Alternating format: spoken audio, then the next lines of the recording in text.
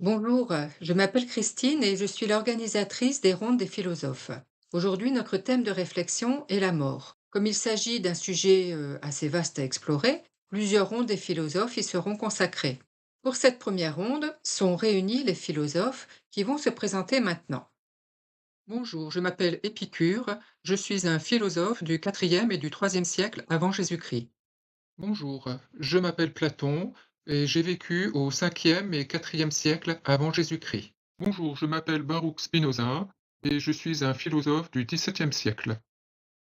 Bonjour, je m'appelle Blaise Pascal et je suis un philosophe du XVIIe siècle. Bonjour, je m'appelle Martin Heidegger et je suis un philosophe du XIXe et XXe siècle. Et moi, je suis Marilou. Épicure, voulez-vous commencer?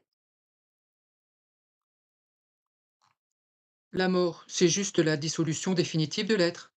L'organisme se désagrège, il se disperse, il redevient poussière. Il peut aussi se recomposer dans une autre vie.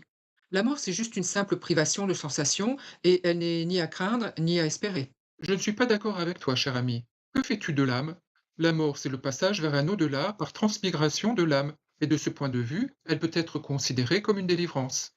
Oh là, qu'est-ce que c'est la transmigration de l'âme? Eh bien, petite, l'âme est immortelle. Elle est emprisonnée dans le corps, et quand le corps meurt, l'âme se réincarne dans un autre corps. Au début, l'âme se trouve dans le monde des idées éternelles, c'est-à-dire dans le monde intelligible, le monde des idées, de la vérité, de la connaissance. C'est le monde de l'âme, tandis que notre corps est dans le monde sensible, le monde matériel. Et chaque fois que le corps meurt, l'âme retourne dans le monde des idées. L'âme résonne parfaitement quand elle n'est perturbée par aucun bruit, aucune vision, aucune douleur, aucun plaisir, donc quand elle est détachée du corps. Il faut avoir un mode de vie centré sur le soin de son âme et sur la connaissance de soi-même, au lieu de se concentrer sur les biens matériels. Je ne comprends pas très bien. Pouvez-vous me dire ce qu'est ce monde des idées? Les choses sensibles, c'est le monde terrestre, et ce ne sont pas la réalité véritable. Nos sensations, ce que nous voyons, ce que nous sentons, ce que nous goûtons, ce que nous ressentons, ce ne sont que des apparences. C'est une copie des choses intelligibles qui, elles, sont vraies et réelles. Les choses intelligibles, nous les percevons grâce à la raison. Nos sens peuvent nous tromper. Par exemple, on peut croire voir quelque chose alors que c'est un mirage ou une illusion d'optique. Tandis que si on raisonne bien, on peut atteindre la vérité des choses. Lorsque notre âme est dans un corps, nous devons nous efforcer de purifier notre âme des erreurs venant des sens. Mais comment savez-vous qu'il existe un monde des idées qui est le monde de l'âme? Eh bien, nous avons des modèles des choses que nous percevons avec nos organes sensoriels, et ces modèles sont dans le monde des idées. Une chose dans le monde terrestre peut changer, comme par exemple l'eau qui se transforme en glace dans le grand froid ou en vapeur quand elle est chauffée. Les modèles, eux, ne changent pas. Ces modèles, on les appelle en français des formes ou des idées, et ils représentent l'essence des choses. Il ne faut pas confondre le mot forme ici avec la forme d'un objet. Donc ces formes ou ces idées, si tu préfères, nous les connaissons grâce aux réminiscences, c'est-à-dire aux souvenirs que l'on en a et qui nous viennent du monde des idées. Quand le corps naît, l'âme perd le clair souvenir des idées qu'elle avait. Et donc, elle doit retrouver ses souvenirs, ses connaissances antérieures. Je ne comprends toujours pas comment vous savez que l'âme avait des connaissances avant. Quand tu cherches quelque chose, tu sais ce que tu cherches, n'est-ce pas? Autrement, tu ne chercherais pas. On ne peut pas chercher ce qu'on ne connaît pas simplement parce qu'on ne sait même pas ce qu'on doit chercher dans ce cas. Donc cela veut dire que quelque part, nous avons déjà su ce que nous cherchons, mais nous l'avons oublié. Il faut donc se souvenir. Les choses que nous ne connaissons pas et que nous cherchons, si nous les cherchons, c'est que nous savons ce que nous cherchons donc. Il faut juste qu'on se souvienne. Et donc en réfléchissant et en se posant les bonnes questions, on parvient à faire revenir une connaissance, un savoir qu'on croyait ignorer, mais que notre âme possédait déjà avant notre naissance. C'est ce que faisait mon maître Socrate quand il parlait avec des gens dans la rue et qu'il leur posait des questions pour les aider à se ressouvenir.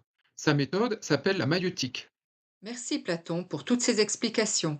Je pense qu'il faut maintenant revenir à notre sujet qui est la mort.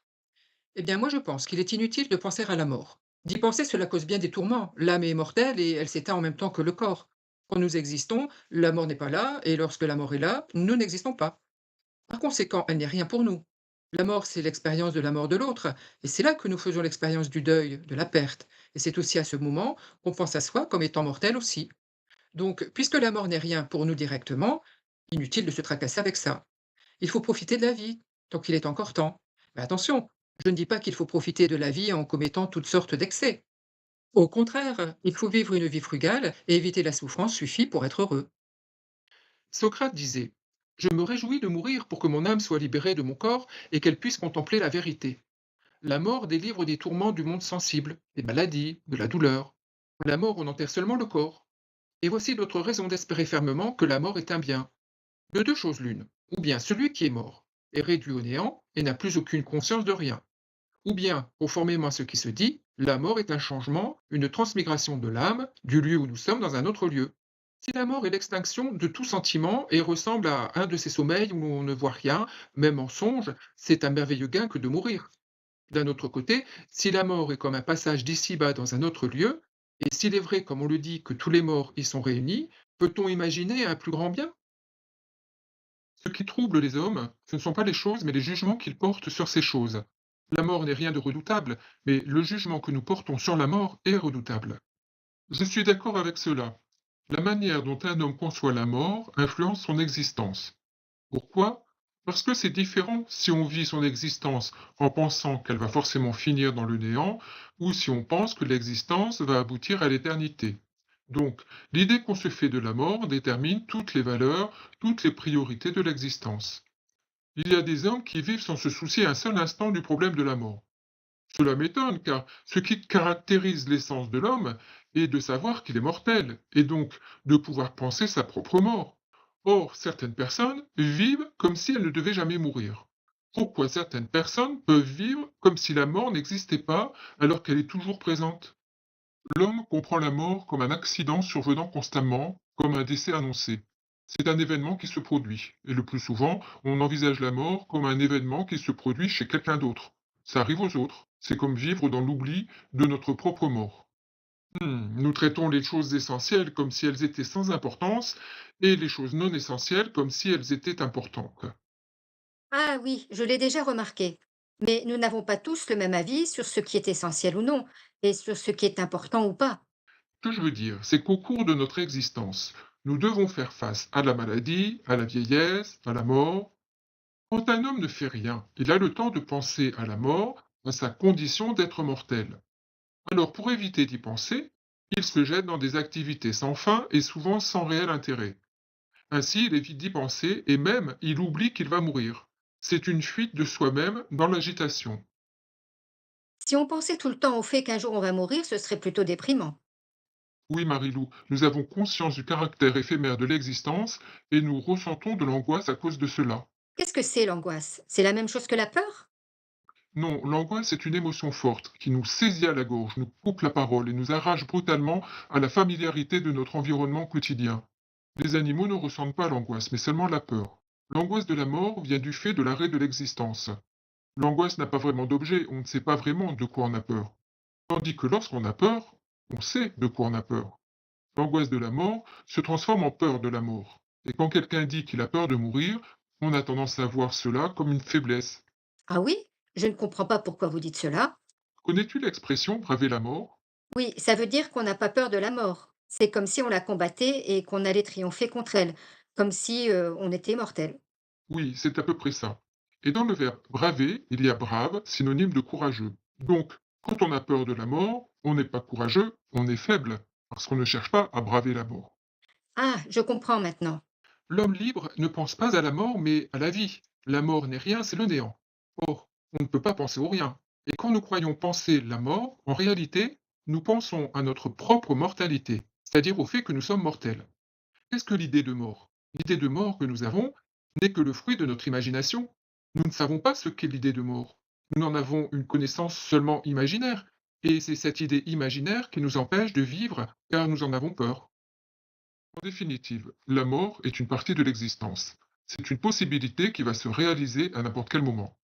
Avant la mort de quelqu'un, il était devant moi, il avait une humeur, il était de bonne humeur ou de mauvaise humeur, il avait des sentiments, une sensibilité, de l'intelligence.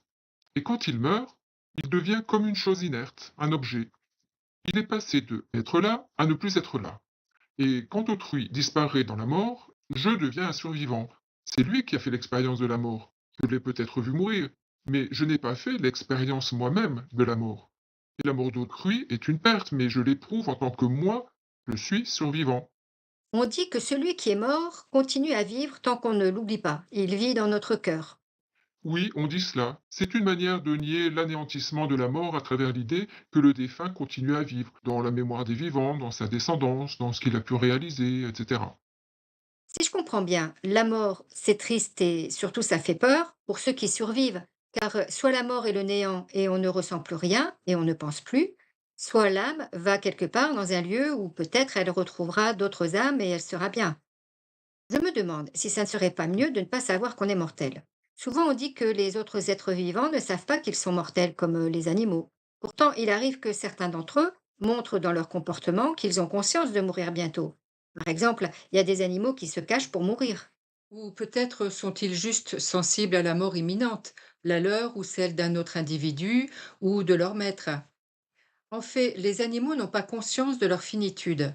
Ils pensent à leur survie, ils pensent à se nourrir, à se cacher, à se défendre contre des prédateurs, mais ils ne savent pas qu'ils vont mourir un jour, contrairement aux humains. Mais ça, c'est une autre histoire. Tu as très bien résumé les échanges entre nos philosophes. Nous pouvons ajouter aussi, avec Horace, un poète épicurien ancien, Carpe diem, qui veut dire cueille le jour.